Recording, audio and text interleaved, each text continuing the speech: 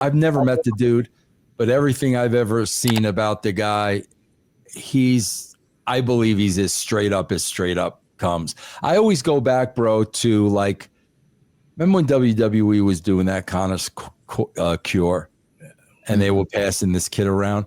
Bro, you could watch this thing and know that Bryan Danielson was the only one that really cared about it. You could see it like that made me a fan of his. All right, so let's talk about Bryan Danielson was recently in the news for picking up Tony Khan over Triple H. Picking Tony Khan over Triple H and Vince McMahon in an interview with Daily Star. He says this. He says, regardless of what people think, this is my legitimate answer. People are going to assume that because I work for AEW, I'm just saying this because Tony Khan is my boss. But I would legitimately pick Tony Khan. I think he's very in tune with what wrestling fans want, but he's also just a good person. I'm not saying anything bad about anyone else, but I know he always tries to treat people with respect and kindness, no matter where they are in the roster, whether they're up or down. Now, I'll start with you, EC3. Your thoughts on his sentiments of picking Tony Khan and Triple H. Do you think that he's patronizing Tony Khan because he's getting a fat check, or do you think working with Triple H that this could be a very legitimate evaluation here? I mean, I think it's his personal opinion, and I don't think he has any reason to lie.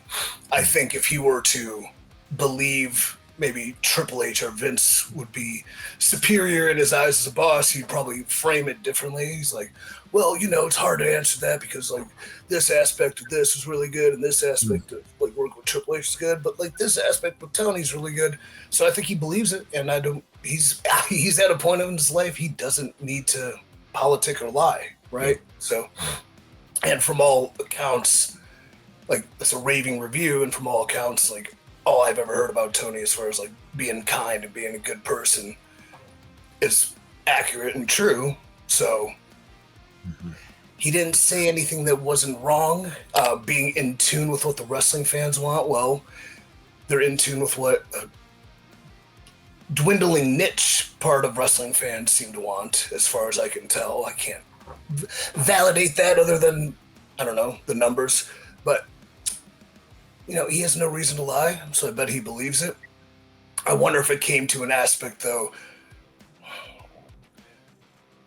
He's a very independent guy, Bryan. So, like, the aspects I look for in, like, door crashing, will charge the walls for somebody, leadership, blood roaring, blood oaths kind of stuff. I don't think we have the same kind of opinion on that, where he's so confident and cool in what he does and who he is that he just wants somebody that he likes as a person. Vince, good take on there, EC3.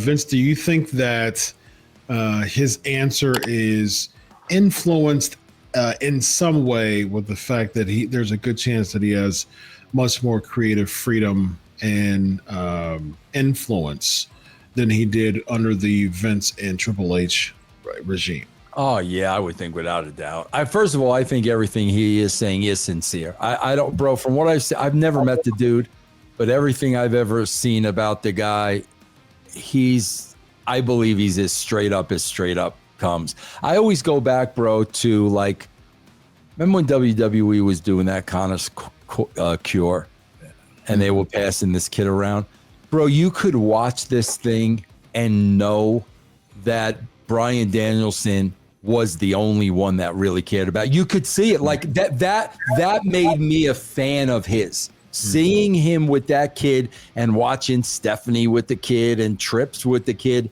When I saw Bryan with the kid, that made me a fan of his. Then I watched a little of him on the Total Divas show. He's a 1000%. He's a straight up guy. That's the way he feels without a shot. I don't think he's kissing anybody's butt. And yeah, obviously, I think it does come into play, Chris. Obviously, he's got a lot more freedom with Tony Khan than he had with WWE. Yeah. He was talking about in previous interviews how he just he couldn't stand his ladder run in the WWE. He just wasn't a fan. He said he really didn't feel much, even in the triple threat WrestleMania main event with him, Edge, and Reigns. You know, I mean, he was just saying it just wasn't much there for him, and he was just kind of checked out mentally. And it's interesting, man. It's hard for a hardcore wrestling fan to think about that concept of being checked out, of being featured in a WrestleMania main event with Roman Reigns and Edge. But at the same time, man, you know, they don't understand the backstage politics. They don't understand the backstage discussions of like trying to pitch stuff and keep hearing no. And I imagine nowadays, man, he's got a lot more freedom to do things, you know, even from the backstage, you know, being retired and still having a lot of influence.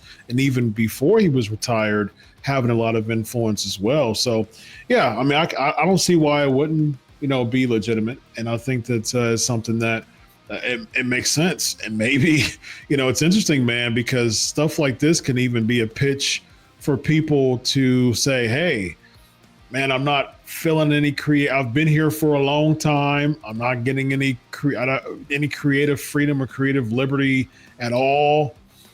Hey, man. Hey, Tony. You know, you got someone like a Natalya, man. That's one of the first people I think of. She's been there for a long time.